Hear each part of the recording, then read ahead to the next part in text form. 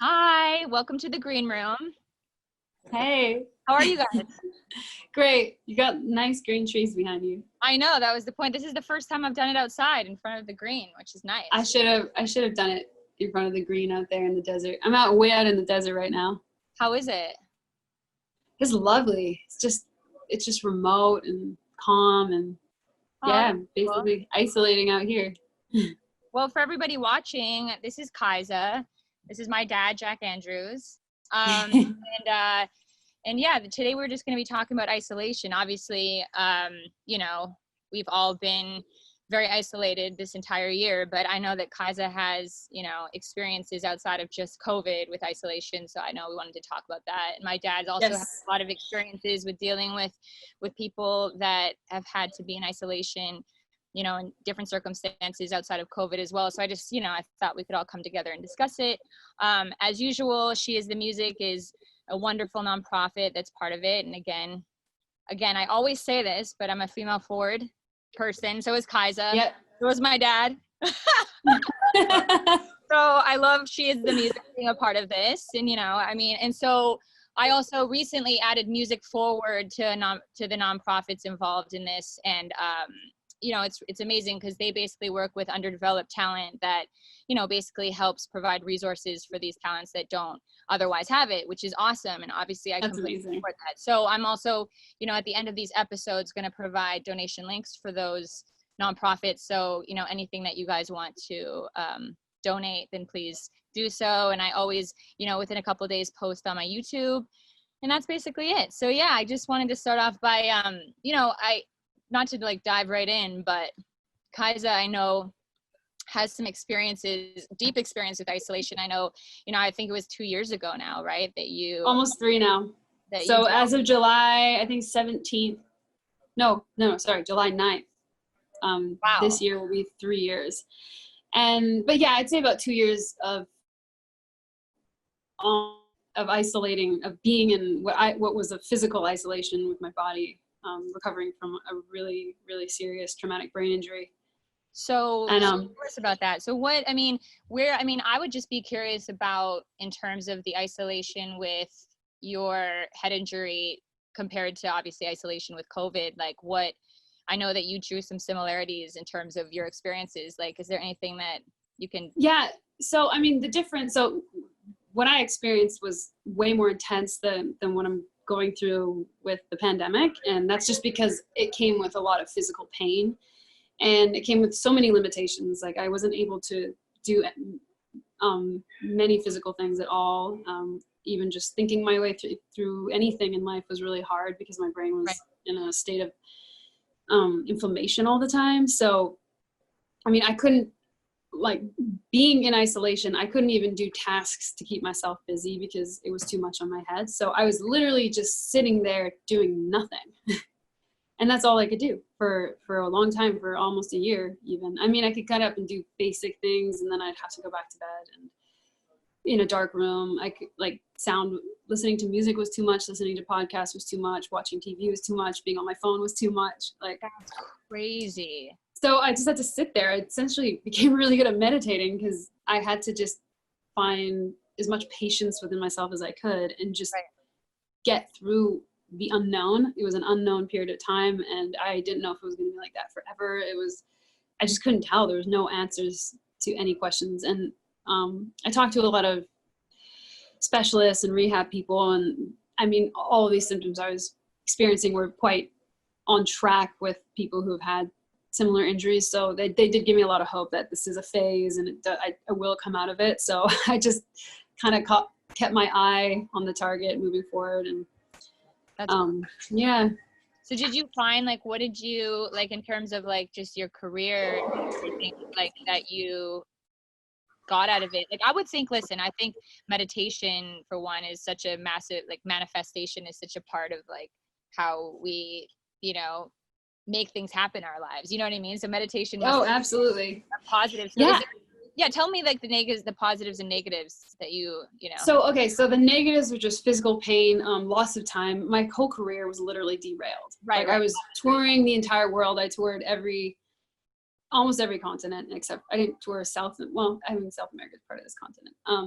so I toured, but like all of Europe. I was touring North America. I was touring Australia, and then I was sort of taking a break to get started on the next album, and that's when the car crash happened, and then everything stopped. Like I had so much momentum going from I remember that. everything that happened with Hideaway, and then it just stopped.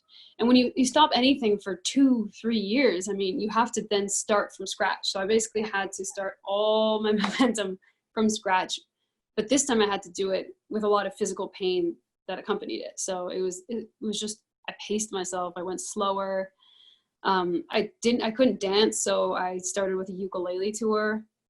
And I honestly, yeah. And so it changed. It really, I mean, I grew as a musician, but at the same time, I gained a level of patience that I never had before, which helps me now moving forward, because you really need that in the industry. You don't know like what's gonna happen. And oh, sorry, I'm on a live stream. So I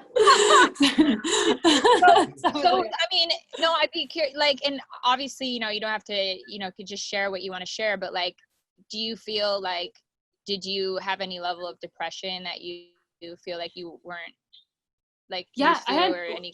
So yeah, I mean, what I felt was because it was all inflammatory and pressure in my head, it felt like somebody was taking a fist and grinding into my skull like this at this pace all day, every day. So it was like being in a torture chamber. And I had to physically just get used to this feeling, and it drove me insane for a while. Like, it was like I was being punched in the face every 2 seconds from the inside of my head. And it was like, it was like actual torture, because it never stopped. And so it wasn't like, oh yeah, go ahead. Yeah. So, I mean, it's amazing. Your body is so adaptive. That's what I learned as well. Like, we all have all these like mental limitations we put on ourselves, and we think we have all these limits, but your body will adapt when it has to. And I learned that, like, I adapted to this high level of pain. And so, I mean, coming out of this, I'm coming out a lot tougher.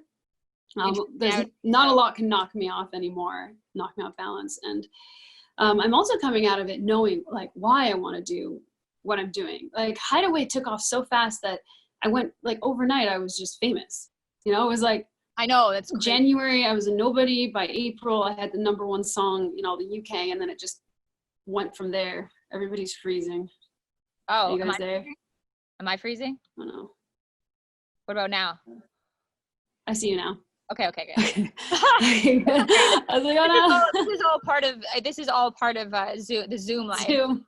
So yeah, I mean, you were famous overnight. Yeah, that's crazy. I mean, that's already like such a crazy thing for somebody. I didn't have time to really think about what I was doing, because I was a songwriter. I mean, you knew me a little bit. Oh, no, you didn't. I think you knew me afterwards. Yeah, we knew. Yeah, you knew me. In the bathroom that time. Yeah. But that was after Hideaway came out, though, right? No. It was before. That was before, right? Okay, so you knew me before. Yeah, I always get the time. You can hear me, right? Yeah. Sometimes you freeze, so just making sure. Yeah. So, yeah. Then I was a songwriter. So you met me as a songwriter. I was writing for other people, and then all of a sudden, I became famous. So I became an artist. It was weird because I was growing and building as a songwriter, and suddenly, like, people were getting mad at me because I was doing my own career, and all my songwriting sessions were canceled, basically. And then I just sort of shot out. It was like shot out of a cannon, and I just went with the momentum. I just said yes to every interview, and people just asked me tons of questions, but I wasn't thinking like, why am I doing this? What message am I giving to these fans that came out of nowhere? Like, the why wasn't really understood. When I got in the car crash, I instantly woke up and realized everything in my life that's important, because I mean, my life flashed before my eyes. That really does happen, and it all went in slow motion. It was really, really crazy. And then I came out of it alive, and it was like, wow, I didn't know how much time, because there were so many weird things going on with my head. I didn't know if it was going to cause my life to be shorter. Like, I didn't know, what was going to happen. So I was just like, whatever time I have, I want to really use it. Wow, I love that. By the way, I think you're managing on the wrong link. By the way, do you see her? Yeah. I'm mad at Luba. Okay. She's on. I had to address the elephant in the room.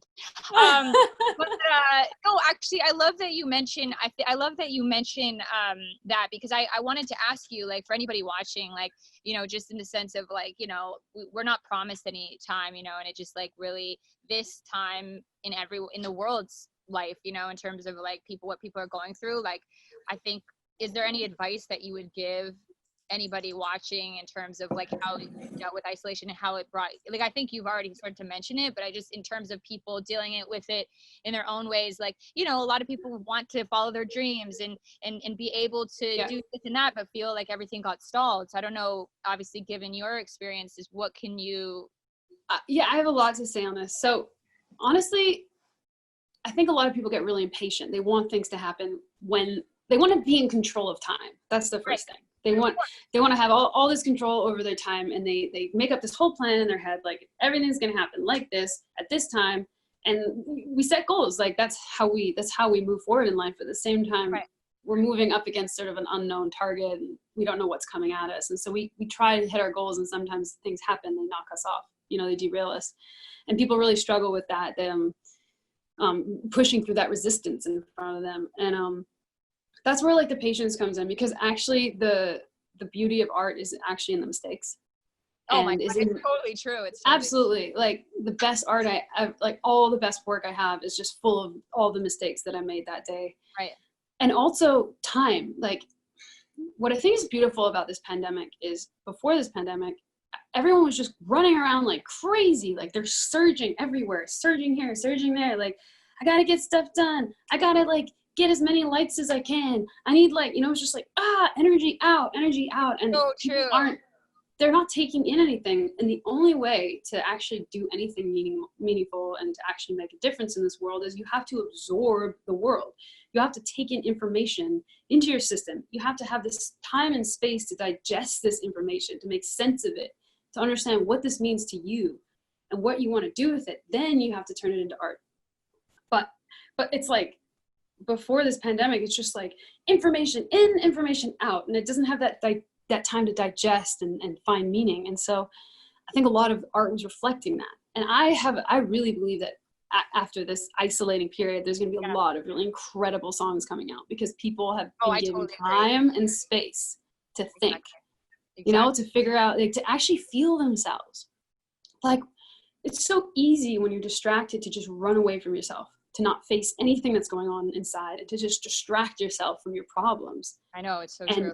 Yeah, and you just build up all of these problems internally, and you're not facing them because you can go, like, distract yourself at karaoke or hanging out with this friend, or, like, you know, on Instagram, scrolling, and you're not facing yourself, and you're not dissolving your internal problems. But then I think what happened with the pandemic, and why a lot of people are struggling, is when you can't go out there and distract yourself, all you have left are these problems within that have been imploding inside of you for so long, and now you have to face them, and now you have to dissolve them, and it's frustrating, and it's hard, and a lot of people don't want to do that. Like they don't want to push through that internal resistance.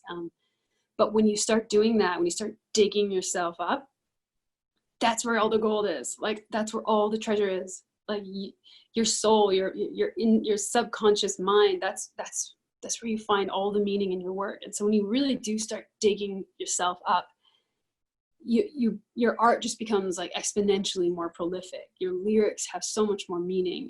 I just noticed, without even trying, people so true. My music. Oh my God. Yeah.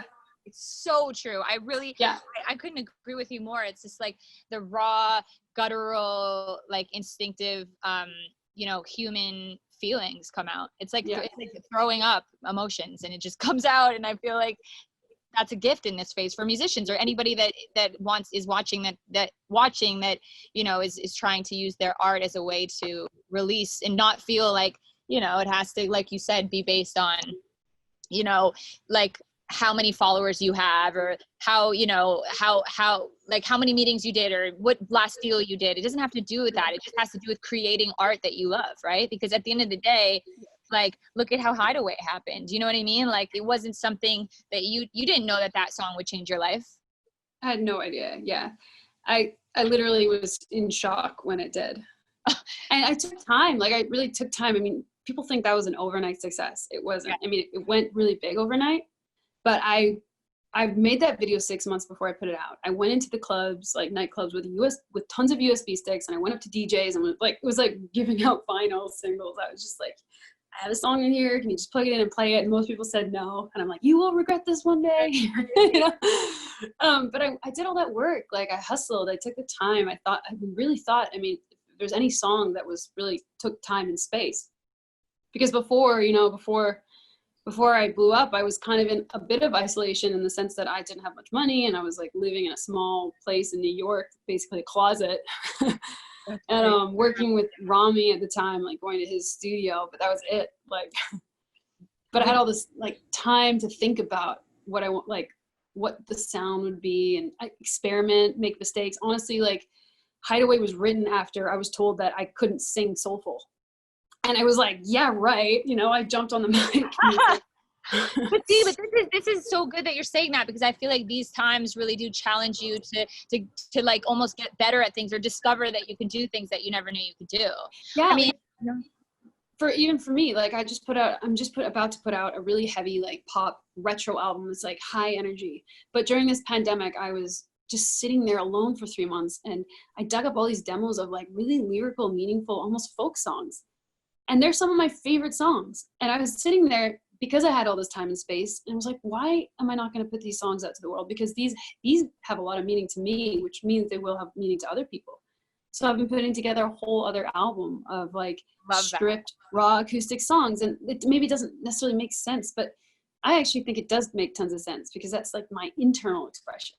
So, and I've had, it was through this isolation that I had the time to go through that. And honestly, I was not in a good place necessarily. I'm used to being around tons of people, I'm used to have all of my friends around me and have all that stimulation. Suddenly I'm just alone, me and 2 dogs and a cat. Animals help. Courtney says that she wants you to put those songs out. We need them right away, Kiesza. They're coming. They're definitely, I can play you one on a ukulele. Yes. Well, before you do that, I wanted to ask my dad too. Like, what are your thoughts on all this stuff? Like, what do you feel about isolation, and like any sort of, any kind of advice that you would give to people watching in terms of what they're dealing with isolation? Well, it's been wonderful to listen to Kiesza and for her to talk a little bit about her personal and professional life journey.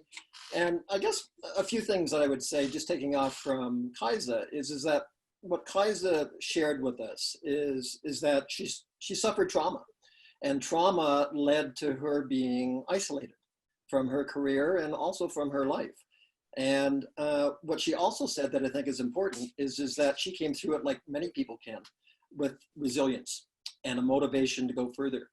And the other thing that she mentioned that I think, 2 other things that she mentioned that I think are important is that she suffered isolation because of particular trauma that she experienced. But we all in this COVID-19 experience are suffering isolation. And I think that it is a time in which people are beginning to realize what it's like to be maybe excluded from the things that they've done before, or the associations they've had before, and start to feel lonely. And so that's one of the things the other thing that Kiesza said, I think that is really, I believe, is that I think music is the #1 form that can unite people rather than divide people. And so I think you would recognize and agree, and I think Kiesza would, and your listeners, is just as an average person, when I hear a song that is deeply affects me, I've cried listening to a song because it's deeply touched an emotion. And I know that I'm not alone in terms of having that feeling. And I know also that I've listened to music that makes me feel happy. And I just want to dance. I want to dance by myself, or I want to dance with others if they're around. And so what music tends to do is it tends to influence our thinking and our feeling and our behavior. And it connects us all with similar kinds of thoughts, feelings, and behaviors, like either feeling really, really maybe reflective of the moment the song brings to us, or wants us to get up and dance. And in those moments, I have felt there is a world around me that is feeling, thinking, and behaving the same way as I do. So I think those are some things that I was resonating with Kiesza. And if you just give me a couple more minutes before you get back to some other things, I think it's important for everybody to realize, and I think they do, is that you can feel lonely anywhere. And loneliness relates to social isolation. So social isolation is essentially being absence of social groups, and that can lead to loneliness. And then there's emotional isolation. And emotional isolation is when you can't share your feelings with others. And this is one of the benefits of doing something like we're doing here in the green room. And so I'll just let people know, and I'll finish with these last two comments and then move on to other things we want to talk about. But in my history, have experienced isolation. And it drove me to do what I've been doing for the last 30, 40 years. And so just very briefly, what that was understanding what it was like to be excluded, not dealt with fairly, and not being respected for my diversity, because I belonged to a family whose mother was French Canadian, living in a community in which French Canadians were marginalized. And through her whole life, she was isolated. People didn't come to her home. She didn't have friends. She lived her whole life that way. And without going into a long story about her, one of the things that was most sorrowful about her was for her whole life, she didn't have a friend. And she lived her whole life by herself, even though she had her husband, my father, and my sister and myself. But she was isolated because she was French Canadian. She was isolated later because that isolation drove to major depression and being institutionalized for 2 years while we moved away and lived somewhere else. Then she came back, and now she was isolated because she had been institutionalized. And then she was isolated because later she suffered Bell's palsy, which is a disfiguring face disease. And she was known as the elephant man in town. And so she didn't want to go around the neighborhood with me because she was afraid I would be rejected. So all the way through my beginning life, and certainly for her, because the consequences were indirect to me, is that she lived a total life of social isolation. But here's something that's important. Wow. Is that she lived to 65, amazingly. And I think it was her resilience that got her through. And I think I inherited a little bit of that. So I'll end with this comment for right now. My whole life has been about trying to address diversity, equity, and inclusion for marginalized groups, whether they be of different race and cultures, whether they be immigrant children, whether they be First Nations children, whether they be marginalized groups such as individuals that have disorders, children, youth, and families that are dealing with exceptionalities. And my whole point has been that a major problem outside of those kinds of barriers and marginalizations is loneliness, because they're not being seen as part of the group. They're being excluded. They are not being treated fairly. And the recognition of who they are is not being recognized. And so they feel disparate and separated from the major groups rather than belonging. So my last comment back to you guys is this. I think the major unifying force amongst us all, with all that I've said and what even Kiesza said earlier, is we need to recognize how we're more similar than different. Yeah. And that we need to recognize those differences in which there's distinguishment with regards to those similarities that can be recognized by others for the value that they have. So, celebrated.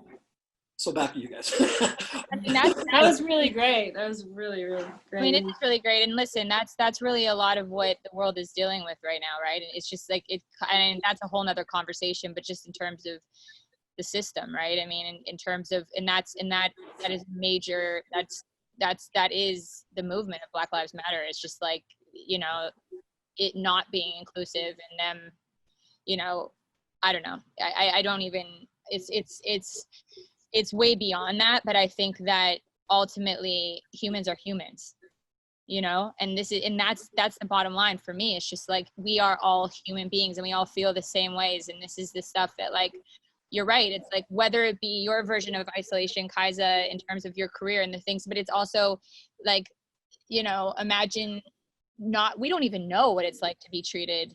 Imagine, like, again, it's so political to even like talk about it, and especially, you know, for 3 white people talking about like the Black Lives Matters parts, like, you know, it's like we couldn't even begin to understand what it's like for somebody that has, you know, the same skills that we do, that aren't able to do the same things is way harder for them to accomplish what we can accomplish, but we didn't even know that because we're so privileged. How isolating is that? Yeah. You know what I mean? And I know, and that's getting off topic, but I mean, it kind of is. Obviously, it's such a massive thing that's going on in the world right now that, like, and it's creating that resentment. It's creating that divide, like, by having that privilege, like. And that's the thing that we need to fix, you know? Exactly. Thing that we need. And by the way, I mean, I've been obviously posting on my Instagram. I have a bunch of donation links in my bio as well. So anybody that's watching, please go to my Instagram and donate. Because, you know, we can only make small differences, right? But this is part of what I want to do here, is make a difference for people. And like, obviously, like, mental health is a massive part of it. So yeah. And I do think, listen, I do think that music has the ability to help people, though. Honestly, I think music is a massive force of help. Like, you know, it's like, it comes down to everything you just said: manifesting, meditating, like these emotions that feel so pure, and everybody can relate to that. Yeah, and it brings people together on the same wavelength. Right. Like, we all like to be connected, and we can all connect through a song together. 100%. People can sing a song together, and if they can't sing, if they don't understand the lyrics, they can hear the melody, or they can feel the beat. Everyone can dance to the same song, you know? So music, I think, and it travels fast. It travels through the whole world really, really fast. So just even getting a message out to the world, music is, I think, the most powerful thing for that. And I'm so honored and grateful to have that gift to be able to give to people. And I definitely don't take it lightly. Like, I really, I see it as a responsibility. Whatever I say, whatever I do, what I put into the music, I'm responsible for it. Obviously not how everybody interprets it in their own way, but I'm responsible for what I put out. Yeah, and, I mean, yeah. And I do try to put out things that I think will help people, and make a difference, for sure. I mean, it's so interesting that you said it travels across the world, because that's how music has become the way it's become over the last however many years. It's like, imagine the kind of genres that get mixed, you know what I mean? That before you even think they're doing it. I mean, and that brings our cultures together, you know what I mean? It's just and it is so crazy to think that somebody from all the way across the world to us sitting here can, like, listen to the same song and feel the same ways all at the same time. So I think that in that I mean, I went to Rwanda when I did the gorilla conservation in the middle of, like, the volcanoes, and people knew Hideaway. That's like, and they didn't even own radios, but somehow they knew Hideaway. And then my mom went to like some small, I mean, it was some small town in Thailand, and there was like a hut, and Hideaway was playing. Oh. And she's like, I don't even know how it got here, like, and let alone how these people in this like remote hut in the middle of nowhere got this song. But that is the power of music. I mean, that is, yeah.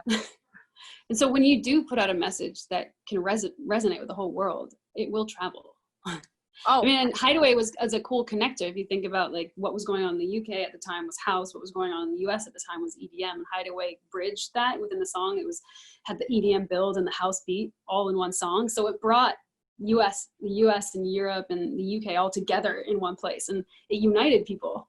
Oh yeah. And it created a bridge, you know?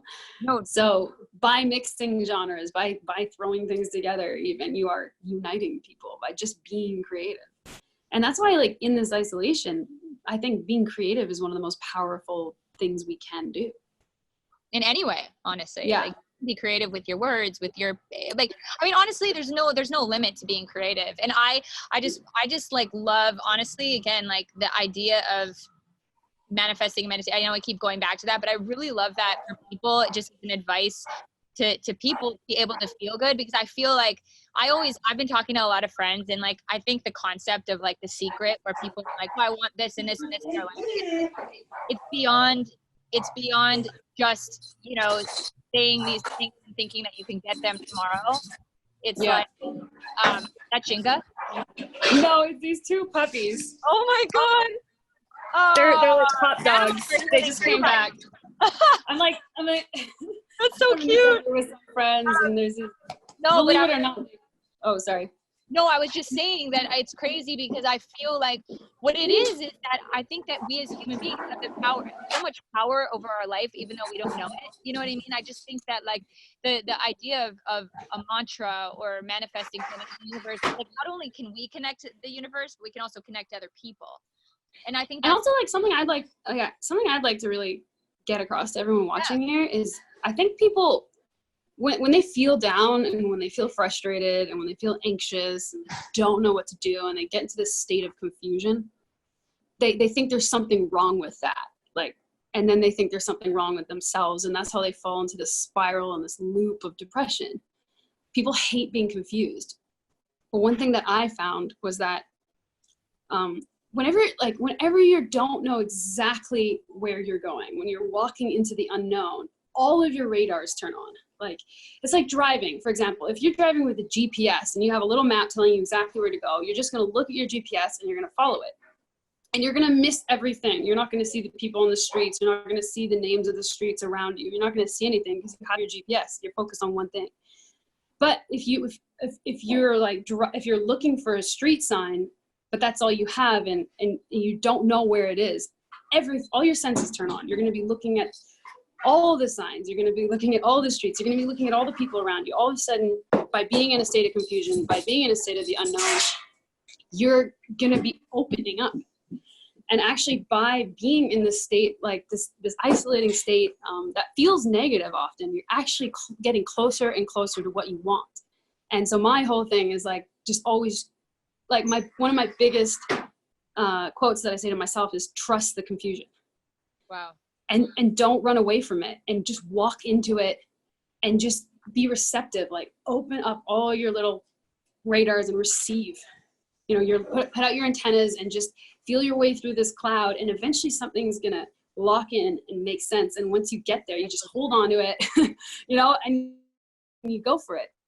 Can I add something? If you yeah. Can I add something, Kiesza, to what you're talking about, and Jenna, just for a second? Because I think it's so important what you said, Kiesza. And here's what I took from what you said, or at least what I was thinking about, is when people are lonely or they feel isolated, such as what you were talking about a little bit, they sometimes get too much into their heads. And one of the things that they do that I think you were touching on was they tend to be overly self-critical of themselves. And so one of the things, touching on what you were saying, that I think is something to think about, and for people that are listening, and a lot of people that are listening will probably, resonate with this because it's probably what they've done, which is one of the things that we tend to do is criticize ourselves for not achieving things, or being a failure, or not achieving, or not bringing into our lives the success we wanted, for whatever reason that is, and not fulfilling ourselves. And we tend to begin to think of ourselves as not worth it, as not really going forward the way we are, that are not being acknowledged for who we are, not given a chance. And that can lead to anxiety and depression. So here's what people need to do, and they can do it, which is be self-compassionate. Start thinking about yourself in more positive ways. Stop that inner critic and start saying, wait a minute, not everything that I'm saying to myself is true. I'm great at this. I'm good at that. I really want to move towards this. I can make a change. I can be creative, as you were saying, Kiesza. And I think, even me, like in isolation, like I had so many days, because I was like, I'm in isolation. I'm going to use this. I'm going to just do so many creative things. And then I hit a week where I was like, I can't do anything. Like, I don't want to get out of bed. I feel depressed. And I just said to myself, wait, okay, I've done this before, that's okay. Because actually by doing nothing, you are doing something. You're like allowing yourself to just step back. You're allowing yourself to decompress. You're allowing yourself to not think. Yeah, you're giving your brain a rest. Way rather than a criticism.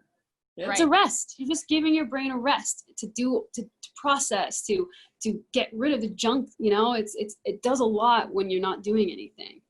Yeah. And it's okay to do nothing. I mean, when you do nothing, you actually prepare yourself to do something. So Good point. Wow, that's actually crazy. Yeah. So let me ask you this. I mean, I know this is a hard question, but like, do you feel like, are you in a way grateful? I mean, I know that sounds weird to say, but do you feel like in a way it's grateful that that happened to you, that you've, or do you feel? Absolutely. Yeah. I mean, I still struggle physically with what happened, but I grew as a human being in ways that I never would have had an opportunity. Like I wouldn't have even known it was possible to grow in the ways that I grew. And I'm really grateful for that, because whenever you have to go through a challenging situation, when any door shuts, another door opens, and and it's like up to you to walk through it. And it's scary. It's scary going through something different. You know, any sort of change is scary and frustrating, but I mean, it will open you up in ways that you never knew were possible. And now, like, I'm kind of coming back. I'm coming back into my own, and I'm regaining what I lost. Only now I have all this other stuff that I gained by going through this really, really hard time. And it's just made me more whole, and it's just added so much substance to who I am. And I don't worry if things go wrong anymore, you know? Right. And I live, yeah. No, continue. Sorry. Yeah. Continue. I like coming into the pandemic, I was prepared. I knew what it felt like to be depressed. So when I hit that wall of depression, I wasn't scared of it. I just walked through it. I allowed it. I didn't beat myself up. It's so important that you don't beat yourself up, because you need all your strength. You need your emotional strength. You need your physical strength, mental health, physical health. It's all, you need it all to get through anything. No, I agree. And so don't attack yourself. You know, if you don't know where to go, just stop. Absorb, you know, look around you, like take a minute, breathe, get your bearings, you know, find your foundation and move forward at whatever pace makes sense. You don't have to move like a bullet. You can take one foot slowly in front of the other. That's what I've been doing. Just one foot in front of the other every day. And sometimes I just stop. And this just happened. Like I found I got overwhelmed, and then I just stopped, and I'm out in the desert chilling, and you know, there's a lot of other things I should be doing, but I felt overwhelmed, and I just stopped. And wow, that's crazy. I love it. I'm releasing a single, I'm releasing an album at the same time. There's a lot I have to do for that, but at the same time I have to look after myself, and we always forget about ourselves. That's a really good. We're putting ourselves into the world, and yet we're not taking care of ourselves at the same time. I just wrote a song about that, which I'm really excited to put out. It's called People Like Us, and it's just about how we take on so much pressure, and we try to, move forward through our lives, but we forget about ourselves. We forget to take care of ourselves, and it's the most important thing. It really is. You got to put yourself first. It's not selfish to put yourself first. It's actually, it's not it's the opposite, because when you take care of yourself, you take care of everybody around you. You can't love the people fully around you if you don't love yourself. So you have to love yourself to give love to others, and it's not selfish at all. No, I agree with you. I mean, it's like what people say, you can't love somebody until you love yourself, right? Yeah, and it's so true. And I learned that the hard way, but I learned it. And really? Yeah. I mean, for me, like literally, my brain didn't even start healing till I just stopped. So I literally was like, okay, I might never have a music career again. Wow. And that was the hardest thing I had to like say to myself, was like, I might not ever come back. My only job right now is to heal. And that means looking after myself. And the moment I just let it go, I let everything go. I let my life as I knew it go. I let myself as I knew it go. And I just started like every day, what do I need to do today to look after me? And whether it meant, drinking a pot of bone broth, or just sleeping all day, or going for like a walk or whatever. That was my only job, because I couldn't do anything. I couldn't give my best work. I couldn't be my best self until I took care of myself, until I healed. And so healing was my job. And the moment I did that, I actually started healing. And before that, I wasn't healing. Like everything moved really fast the moment I started just paying attention to my internal signals and not ignoring them. And then the whole world around me started manifesting according to that. Right. And that's what manifesting is. Like you take care of yourself and the world will manifest in that image. Exactly. So when you feel good, the world around you will look good. And that literally, I mean, that's how you do it. If you want to manifest your world, you take care of yourself. It's so true. No, I'm so glad you said that. That's so powerful, honestly, because I feel like it's true. Like people, you know, they work their whole lives and they have, like, let's say like you're in a marriage or a relationship, or, you know, you have a best friend that you feel like has been hurting you. You don't know how to like let it go.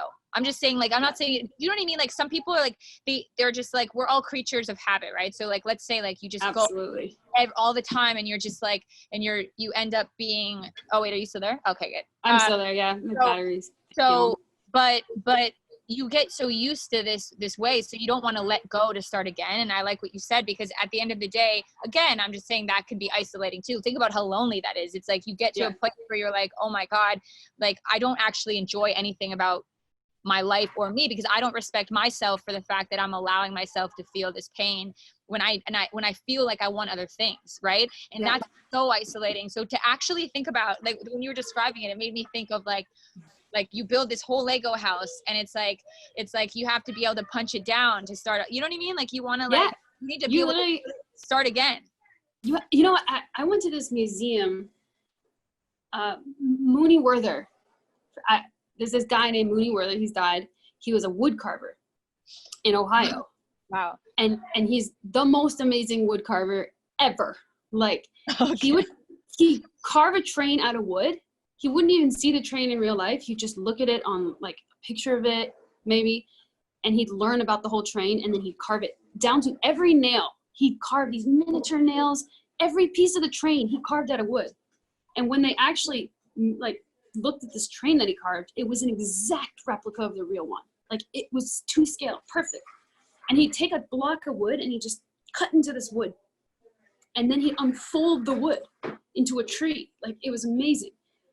That's crazy. Every day of life, he just did a little bit. But what I learned and what I took away from him, because I went to the museum and it tells all about him. I was walking through looking at his carvings, and they showed like there was one imperfect train, which to me looked perfect, but to him it was imperfect. And for some reason, he didn't throw this one train out. But if he did anything that to him wasn't perfect, he would throw it in the fire. And it didn't matter how much time. It didn't matter if he put a whole year into this train. He'd just be like, oh, I made a mistake. He'd throw it into the fire and he'd start again. So do you think that's healthy? Do you like that? Do you feel like that's, because he wasn't stressed. I mean, he wasn't stressed. He was just like, oh, okay, didn't get it right.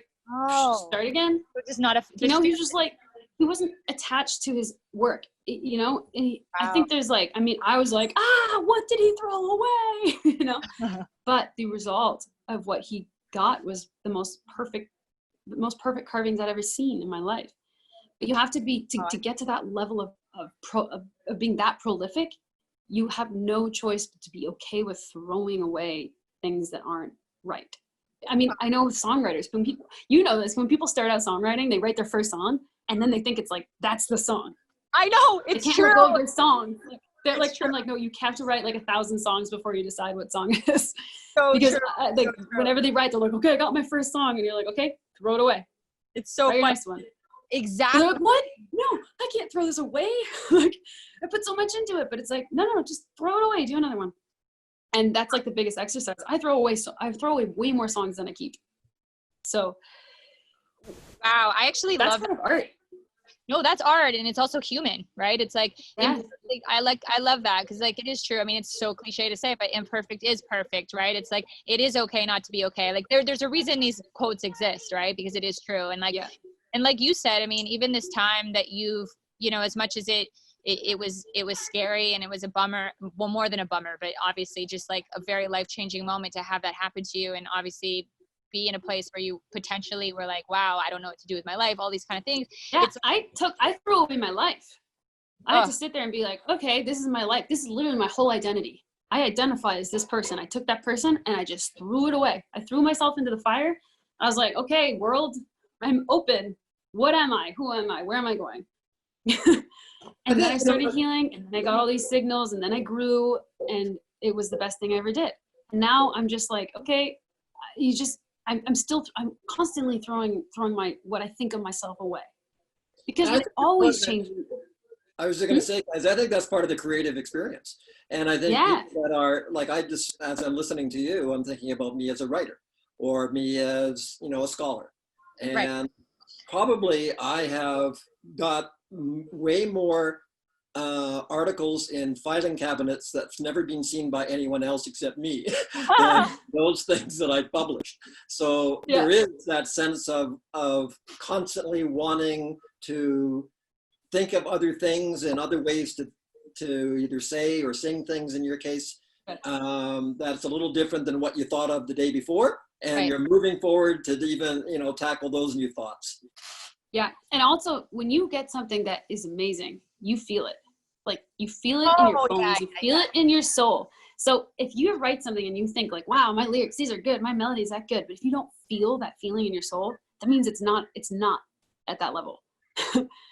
And so it might be close. So sometimes I'll just be like, I think this feels really good, but I'm not getting that feeling in my soul. So I'll just put it away and I'll come back to it.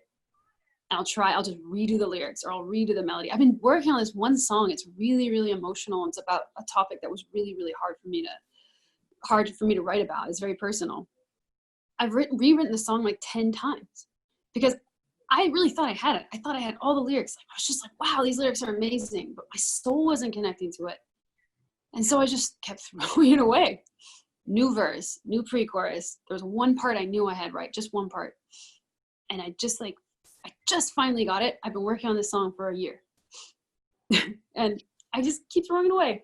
Some songs you write in 1 second, the whole song. So it's like Hideaway was 90 minutes start to finish. The whole production was done, No, it's so crazy. Oh my God. I just love that you brought that up because this is a thing that I feel like always comes up in the sense that like, it is true. Like, unless you have to like feel it. If you feel it in your gut, you're like, yes. But then it's like, if you feel like you're just like coasting, you're like, no, because it's the same way. And I always draw the reference to the fact that like, if you meet somebody like that you're like interested in dating or like a friend or whatever, like if you have that same feeling where you're like, oh my God, I relate to this, I get it. It's the same thing where you're like intuitively, like we're connected.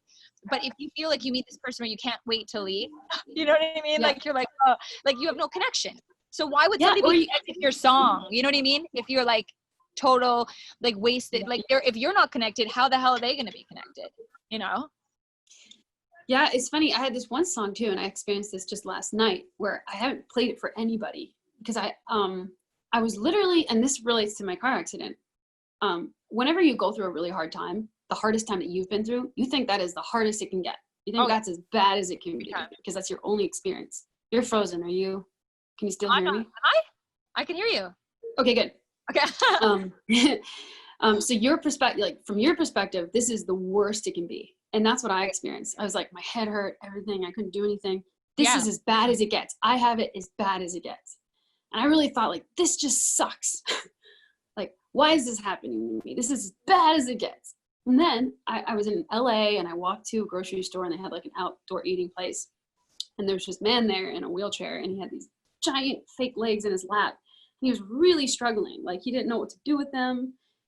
And I could see his legs were missing. And I just went up and I was like, do you want some help? And he's just like, no, I got this.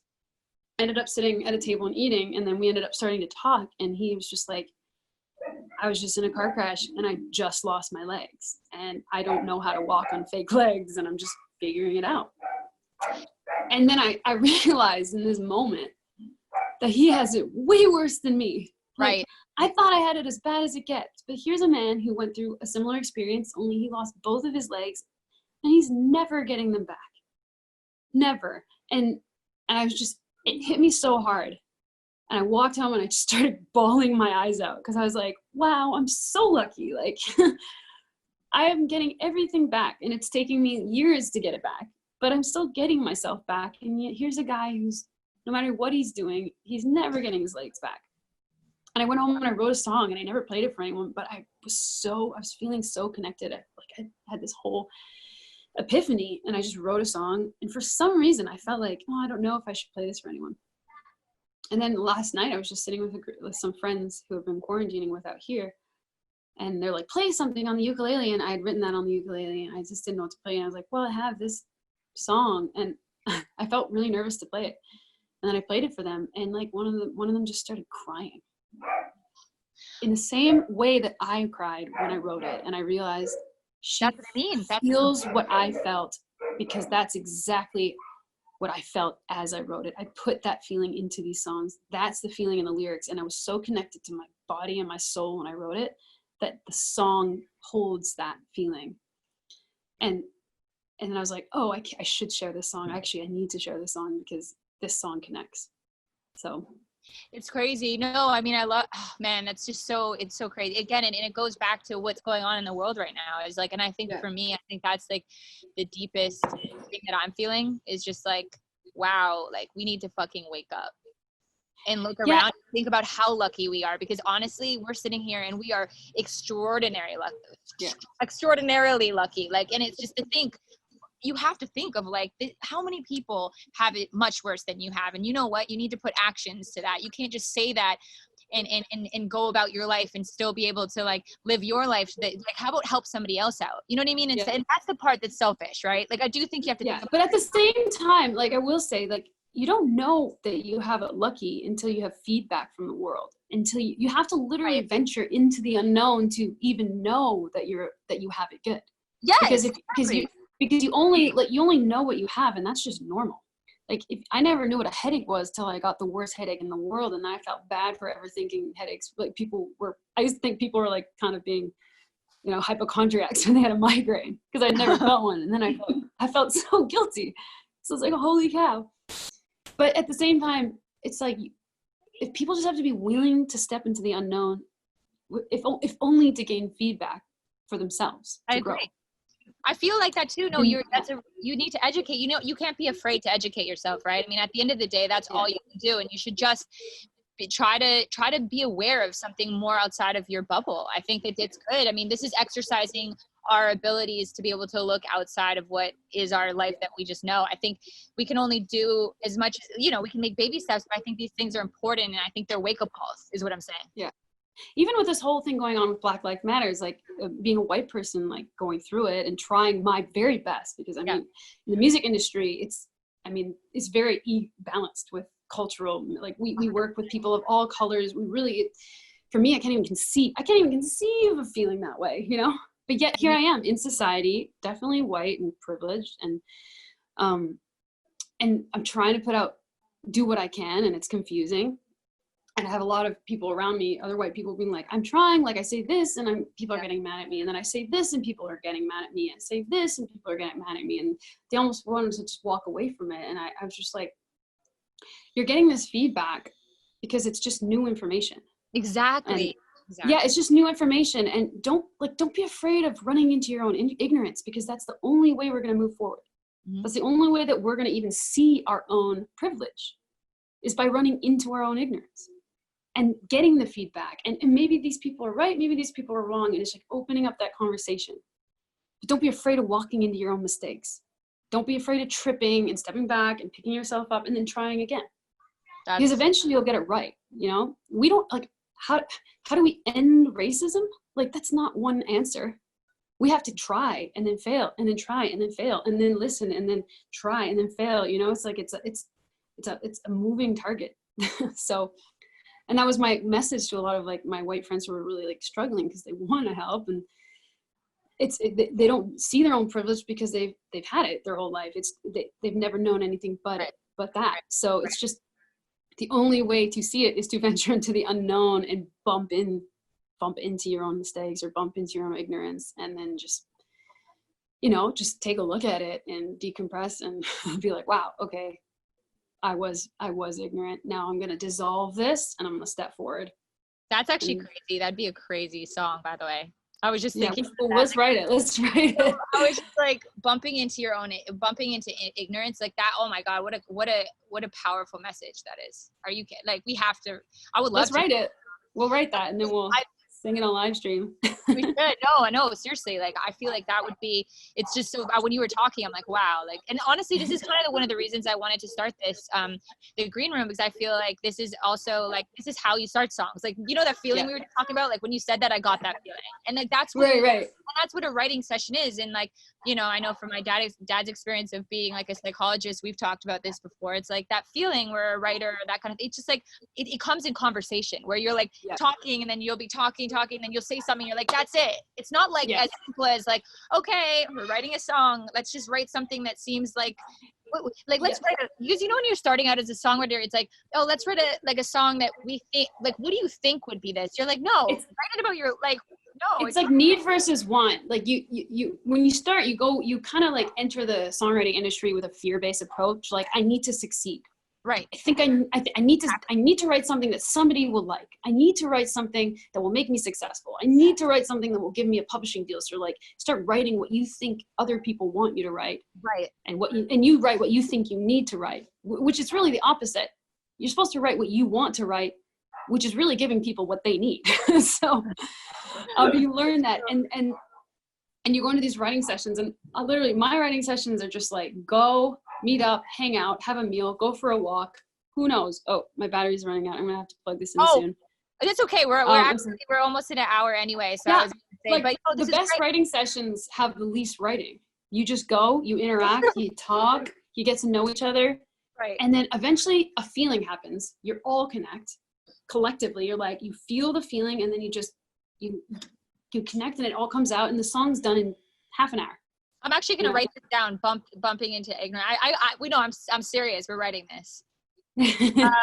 Don't be afraid to run into your own ignorance. Oh, how powerful is that? Oh my God. Well, I was just going to say, Jenna and Kiesza, that I love what you just said, Kiesza, because another way of how I, you know, and the work that I do, the words that I use are a little different, but they mean the same, which is, you know, to understand people and to help people and to be supportive of people, you need to be able to understand their perceptions.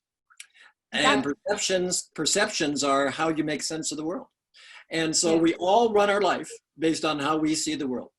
And what we need to do is work at understanding the perceptions of others. Yes. Because as you've heard many times, as being, you know, citizens of the world, and primarily probably because of being females, is that you've faced many times in which people do things and say things to you. Their intentions might be good, but your perceptions is that it's not so good. And so you sit back and you go, oh my God, what is this person saying or doing to me? But it's because they perceived you in a different way than you intended them, or the vice versa. So it really is about trying to come in terms with how you perceive the world, understand it, and work towards how other people understand the world, i.e. perceive it. And also being like open when people maybe don't quite get it. Like, exactly. Like, instead of attacking them for not understanding, like, exactly, holding out your hand and just like showing them the way. Yeah. I think a lot of people are like, you don't got it right, like, blah, blah, blah. And they scare these people and they run away. But really, you just adapting to each other's pace is important, and just helping each other through it, and understand that you know, nobody sees the world the same way. Nobody is all right. Nobody is all wrong. And we all hold some little nugget of truth in our perception. And we are all missing a bunch of things. So in my world, Kiesza, what I think psychologists learn, they should learn, is what's called empathic communication. And what you've just discussed is empathic communication. As you know, it's getting into the shoes of others. But you know what? Most of our conversations are autobiographies. We talk to people and listen to them a little bit and just wait when we can come in and tell our story. And so have them listen to our story. And we tend to not pay attention to really who they are, what they're about. We tend to judge and criticize and analyze and tell them what to do. But if you're empathic in your communications, what you're doing is you're showing the other person that you're willing and wanting to understand where they are coming from, so you can connect. And this is the beauty of this pandemic, is like, it's put us in a position where we're kind of forced to listen, because we don't have all these people around us to just download all of our autobiographies into them. Like, hey, here's me. No, it's like there's nobody. So I have to just sit here and like receive. And I think the world is going to be opening up and become more receptive, which I'm excited about. And it's weird because it's like we're used to just throwing all of our information out of us and instead of catching it. So we're kind of learning how to catch right now. It's like playing baseball, you got to learn how to catch. And I think we're doing that. We're like, the ball's coming, but then you're like, wait, I'm getting good at this. The more that we do it. I was going to say, because I'm sure probably Jenna's getting close to. I'm here still. I'm just checking my battery. Out of the session. But one of the things I've noticed all the way through this session, and because I know you both, it's not a new thing to you, but just to have others recognize, which I'm sure that they'll recognize as well by either knowing you or just seeing you today, both of you and Jenna, is humor. If we can see the humor within us and catch the humor outside of us, you're on more mental health than mental illness. I believe that. Got your humor and you know it yourself and others can see it, then you're on your way to either coping or really being in a good mental health state. And if you're not, that's a sign where you need support from others, and maybe even more support than just a few others to get you back into that balanced state of mind that brings you back into that humor and that sense of humor, whenever we feel blocked or anything, humor instantly just opens us up. It just so unblocks us. It's just it's the ultimate unblocker. Yeah. So I love it, because you know how when you're so sad or you get the worst news and then you laugh. I know that sounds crazy, but it's people are like that. Why are you laughing? It's not funny. It's you're blocked. Yeah. And so you laugh to unblock yourself. Wow. It's crazy. It gives me goosebumps how connected we are as humans. Yeah, that's what laughter is. It's just opening up. It's opening up something inside of yourself that's stuck. And that's why you laugh at a funeral or you laugh in awkward situations. It's because this situation has created a block internally, and that's our survival mechanism to open ourselves up and to unblock ourselves. It's actually really healthy to laugh at a funeral, Yeah. Well, one of the things I've said in my clinical practice over the years, when parents wait for me to maybe talk to their child or their youth about things that they're going through, whenever I see the humor in that child or youth, I go out to the parent and say, "We're okay." No, that's really good. No, I honestly had it too. I wrote down one thing before we head off.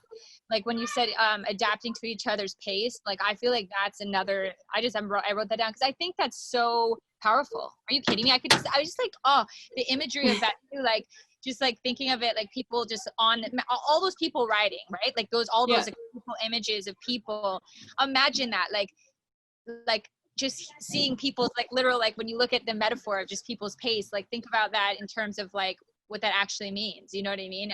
I feel you can't expect. We're all on different paths. We're all driving at different speeds, but we're also on the same path. Exactly. and we have to just we have to sort of meet each other, as we're driving by. We kind of just have to there's only these little windows of connectivity that we get every day with people, and then we pass them. And just because somebody can walk a little faster or run a little faster doesn't make them any better or worse, right? And that's really the truth. And that's why the mental metaphor made a lot of sense, because it's it's at the end of the day, we have to just be more open in the sense and to learning, like you guys said. And I feel in that sense, I think that's where the healing will come ultimately. And it won't be tomorrow, but it's going to be eventual if people actually do start doing those things, right? Those are the things we need to do. And that's a really good point. For me, I had to just understand that every day was not, I wasn't going to get my target. I didn't know where, I was never going to arrive any day, and I still haven't arrived yet. By the way, I knew as long as I could. Forever, but at never least arrive. Change. You never arrive. But that's the point. But you can make change, though. I think that the point is even, I'll give an example, really quick. I know we could go on forever, but we'll have to do this again. there's a clothing brand that was pretty very racist and was publicly disgusting on something that they said, and I was it was one of my favorite clothing brands, and I'm just I will never shop from them again. Oh, ever. I know that. Oh, right, exactly. And the thing is that, oh no, I mean, you love them too, and it's crazy. But the thing is that's what it means to activate change, though, because you can't say, oh, I'm really mad at them, but I'm still going to shop from them. You have to be you know what? I'm not going to shop from them. I'm not going to benefit off the system, because you know what? This is making change. And I believe that's a sacrifice. It's I like their clothing, but you know what? Not enough to be a part of it. So fuck them. You know what I mean? Like that's, Yeah. and I think that's just one example of just learning, you know what I mean? And educating ourselves and trying to make little steps towards. And sacrificing. You have to sacrifice to change. You have to sacrifice. Oh guys, I love 2%. this. I need to move. I know. I'm moving inside just to plug in. We're logging off. I mean, we've been an hour anyway. This has been great. Courtney's so sweet. She said that she's like, can you hear me, Kiesza? I can hear you, yeah. Courtney Hold on, said that she's like, she appreciates your honesty, and then she really likes you also, Dad. Oh, It's good. thank you, Courtney. Dad, let me just plug in. I'm in a house now with Okay. people, but this has been like amazing, guys. No, this has been so great. I'm so happy that you guys could be doing this. And again, I'm gonna post a couple days. I'll put this on my YouTube at the Jenna Andrews. And if you want to, Kiesza, as well, I'll send you the link if you want. Oh, great. Yeah, I can post this on my YouTube as well. And if you wouldn't mind also like putting the donation links on your YouTube, because I've just been linking all the donation links there. And obviously, if people are generous to donate, that would be amazing, because that's really what this is about. So to help other people, and obviously this is what we've been talking about. So. Well, it's been great to be with you, Jenna and Kiesza. Okay. You too. Thank you, right, Jack. This has been awesome. We'll have to do it again. Yes, let's do it again. Okay. All right, well, take care. Bye, guys. Bye.